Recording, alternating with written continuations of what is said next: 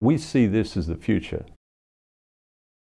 We're very hopeful that we can work with the city and make New York City the first smart city in the world. And there are many cities around the world talking about smart city, but they don't have the tools in their toolbox to make it happen. Governors Island is a 172-acre former military base that is about halfway between Lower Manhattan and downtown Brooklyn.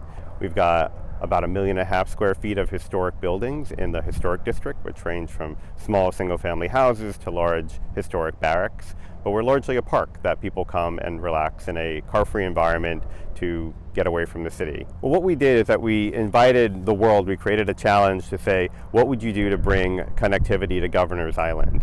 We invited people from around the world and around the country and around the city to look at the island to say what type of technology is going to be the future for our generation. Governors Island is a blank slate. There's practically nothing here in terms of connectivity resources. Edge is a telephone company. We're a facilities-based CLEC, technically. And we were founded in 1996, where our offices were on John Street. And at 9/11, most of our network, our clients, needed to move as a result of the debris in the downtown, as did we, and we moved to Dumbo, where we brought in our own dark fiber and lit it ourselves. As such, we had the only high-capacity, high-availability circuit in the neighborhood. On Governors Island, the biggest logistical challenge is trees. We love our trees. We don't want to disrupt our trees, but there's a canopy of trees. And 5 gigahertz and 60 gigahertz technology don't like trees. So one of the challenges is to arrange line of sight, and we want to use wireless distribution that is unobstructed by trees. Wi-Fi, it doesn't go around corners. I mean, this is true for a park, it's true for downtown New York, it's true for everywhere. So you can put up an AP and think, well, I've got an omnidirectional antenna, I'll get coverage where I need it, but it may not be the case. There may be a building in the way, and now you have a shadow. So you need more APs and usually directional antennas, and that takes a lot of planning. This is our neighborhood. My company owns and operates the Wi-Fi network on the Staten Island Ferry.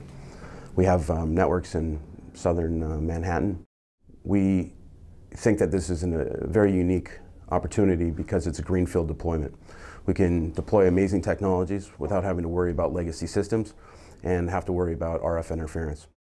Part of the vision of the CTO's office is that we have this responsibility for universal broadband. We also are responsible for engagement with the tech community and looking at moonshots and looking at breakthrough technologies. And so you bring those things together, and this Governor's Island Challenge is a chance to understand what the breakthroughs in broadband will be.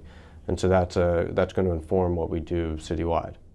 I think being able to provide consistent wireless coverage, free access to the internet, is a tremendously important thing. And it's not just for people sitting in a park. It really is for the people who live and breathe in New York.